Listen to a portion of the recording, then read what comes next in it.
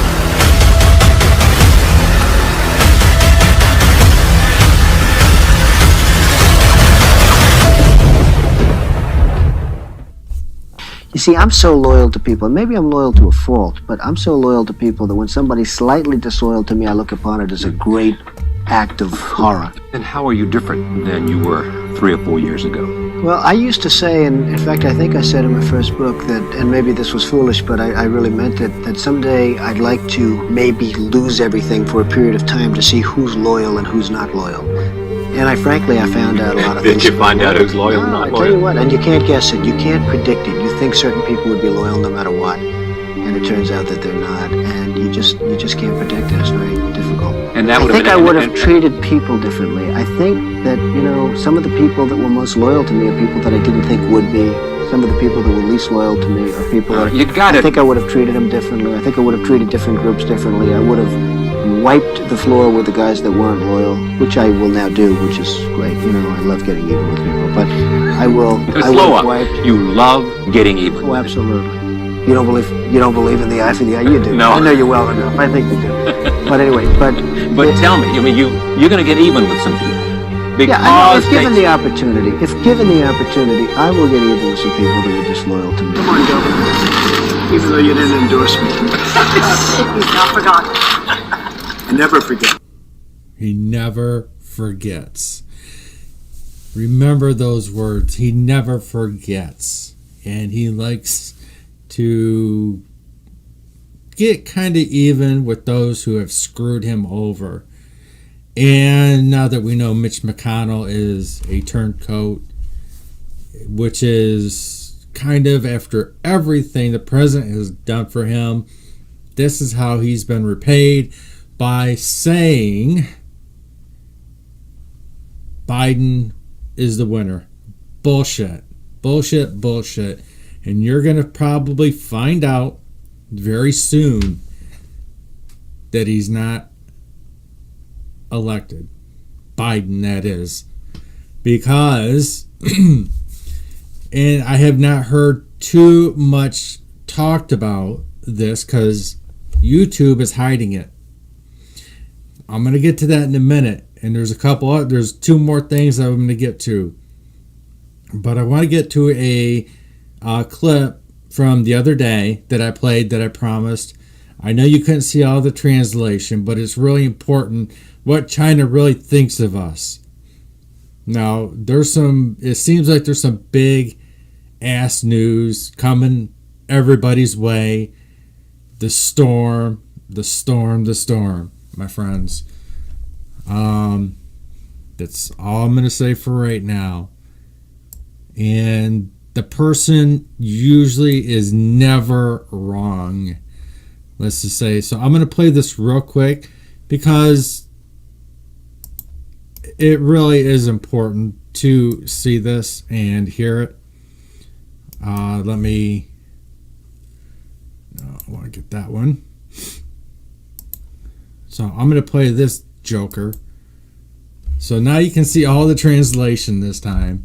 So I'm going to play this real quick, and then I'm going to get to some interesting news. 结果没想到中国要在2027年超过美国了。2027年，原来说是可能还要缓个1-2年，结果今年这个上帝搞了个小阴谋，是吧？上帝给这个搞出来一个新冠，叫世界各国一弄，一搞这个新冠，这么一折腾新冠，结果对世界各国出了个考题，等于是，结果这个考题是个偏心的考题。这个新冠啊，这个东西啊，它是最不利于欧美的，最有利于朝鲜和中国的。所以全球抗疫，朝鲜第一，中国第二。朝鲜是个零嘛，是吧？朝鲜是零感染，所以这个体制啊，它可以做到。我们这个体制也好，但是比朝鲜还差一点，还不如朝鲜。所以咱还死了4000人，是吧？但是你死4000人和美国死22万人比，你等于一个人都没死嘛，对吧？咱们等于差不多也是接近零感染，接近零死亡，14亿人死了4000人，那根本就等于没人得病，没人死嘛。中国经济，全球经济，中国现在一枝独秀，中国超过美国时间提前了。2027年没有问题，美国活不成了。体系我们奋斗了10几年，在2011、12年，我们已经在台海取得了对美日，在台海不是在世界，我们在渤海、黄海、台海，我们对美军形成了绝对优势，而且我们的扩军的速度是人类历史上所从未有过的。我们已经连续好几年，每年下水一个法国海军，1年一个法国海军吨位，我们还要继续每年一个法国海军，至少再下10年。只要14亿中国人民每天吃饭、睡觉、拉屎、尿尿，只要我们每天上班，我们就把美国逼死了。这个从怎么讲，中国的发展都是不可抗拒、不可停止，除非只要一个事情不出，只要中国不出一个戈尔巴乔夫，不把中国自己内部搞乱，不搞得自己分崩离析，中国的发展就不可抗拒。So that's what I had for you the other day that I was not able to get all the translation in there because it was, you wouldn't think they would talk like, it seems like longer sentences, shorter sentences. But anyhow, some big news that I just found out is from Maria Barcelona, and this is mind blowing because this is seriously important. This is something that we wanted to hear. Out of all things, let me make sure I got it for you. Okay, it's very short because it's hard to find. I've been looking for half an hour, and I could only find this much. Seriously. An intel source telling me that President Trump did, in fact, win the election. He says that it is up to the Supreme Court to hear suits from other cases across the country to stop the clock. This follows the High Court's refusal to hear the lawsuit from Texas Attorney General Ken Paxton challenging results in 4 swing states. That's all I got, but that's all we need. That pretty much confirms it. The intelligence agency says Trump won it. You know what? Maria Barcelona would not lie. She's one of those upstanding journalists. And if she says it, it's got to be true. So hopefully we will get more information of this. In our hearts, we know he won. But when the intelligence agencies tell you, or tell the president that he won, this is going to be interesting. Why do you think he is so calm, so collective? Because he knows. He knows he's right. What is Mitch McConnell and all them turncoats going to say? I would like to know if somebody's going to come forth and make this more public. Probably when it gets closer to the Supreme Court, I would assume. Maybe this is more stuff that we're not being told. Maybe this is the big news and the hard evidence. Maybe. Not saying it is. Maybe it could be brought up in the Supreme Court. I find it very interesting. China Mitch. That piece of garbage. You know, he was just playing everybody, wasn't he? He may have been not playing the president. President is always very keen, very well on the ball, and he is very aware of everything. As you know, and it's very sad that they have to be this way.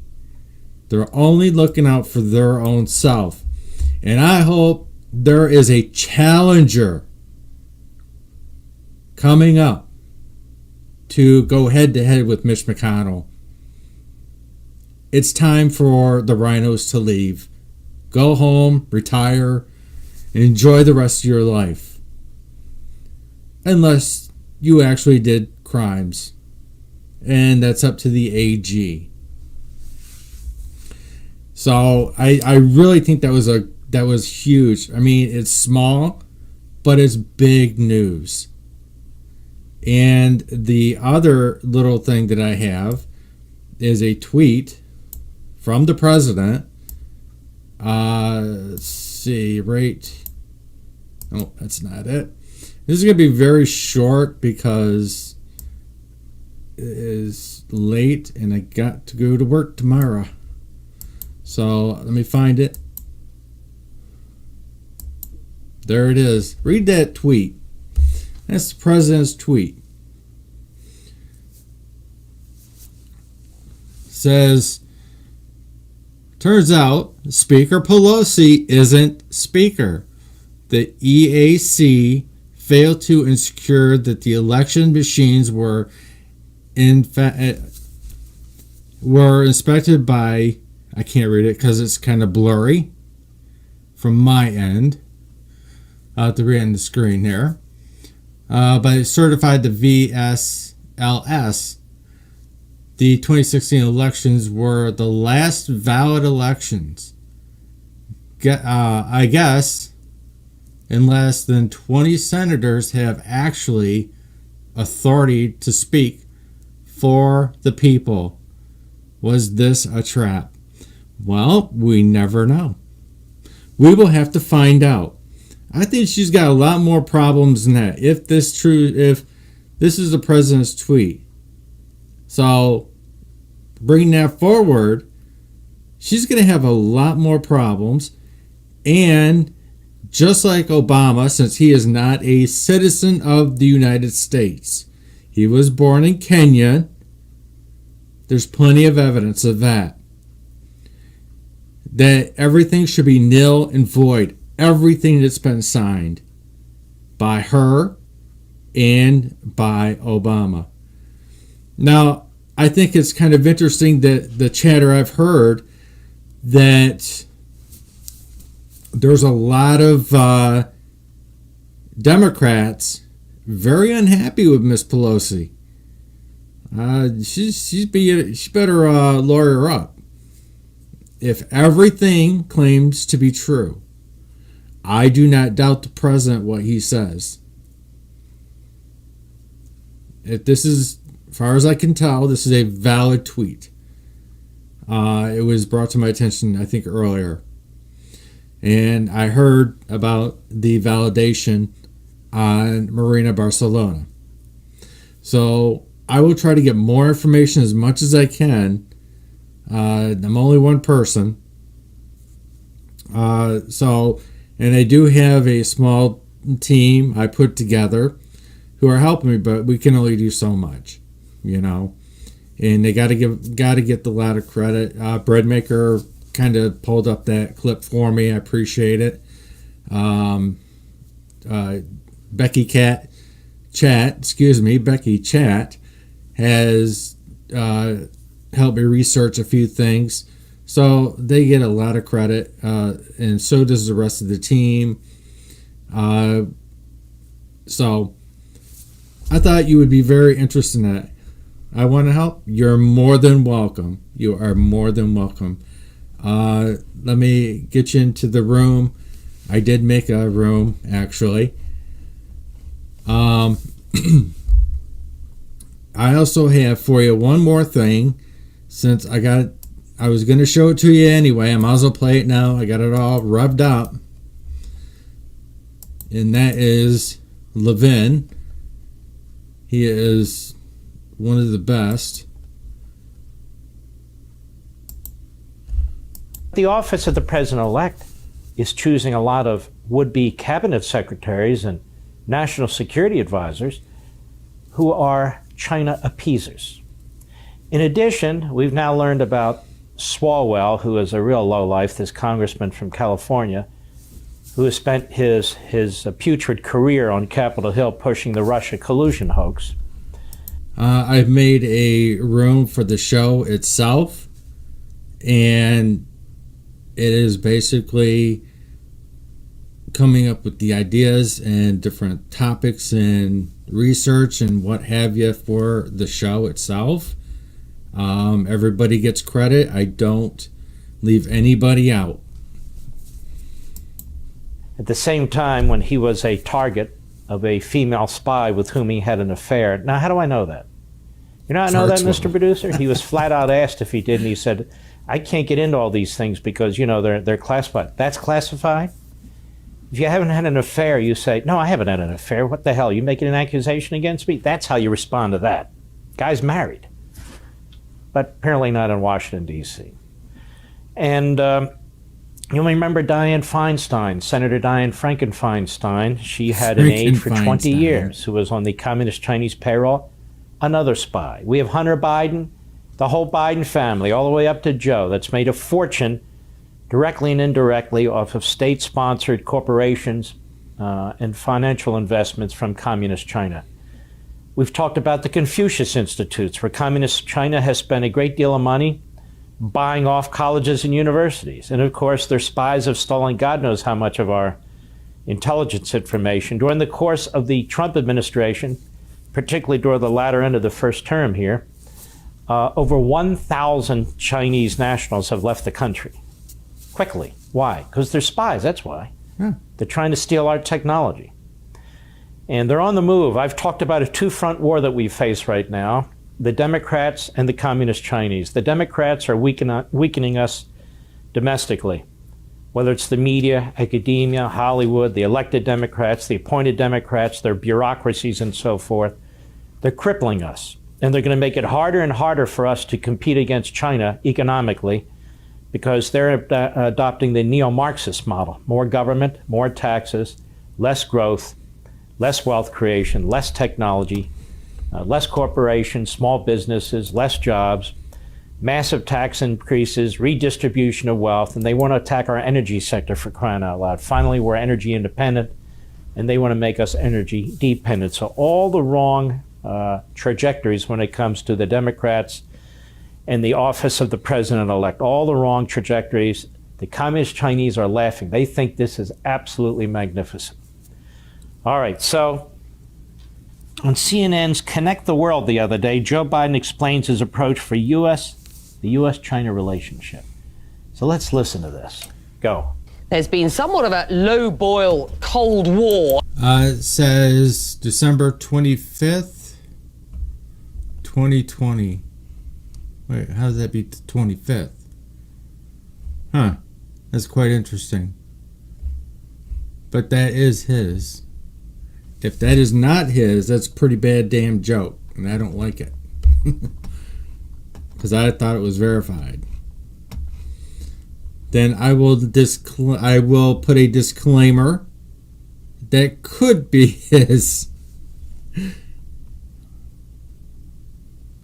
See, what is today's date anyway? Today's only the 16th. Interesting. I will get with the individuals. Yeah, I don't like that. Because emerging between the United States and China over the last year or so. But while Joe Biden says the Communist Republic shouldn't be punished for COVID-19, he's not going to take a light touch approach towards it. The president's approach to China has been backwards. My concern from the beginning, I've spoke about it, and I met with Xi more times. Okay, hold on now. The president's approach to China is the only president in modern times who's confronted China. So this should be grave concern to those of you who believe. Oh, of course. Well, on that note, I am not able to get on Facebook because we're being turd heads. And if I can get together stuff that I want to get together, they're still not going to like it. So I'm gonna have to put a disclaimer on that. I'm glad you pointed that out because that doesn't look right. Why did they put that in the room? I'm gonna have to do some questions about that one. So disregard that. But thank you anyway. I'm going to be signing off. Tomorrow I have to get up early. God bless y'all. Have a good night. I will get in touch with you, Becca.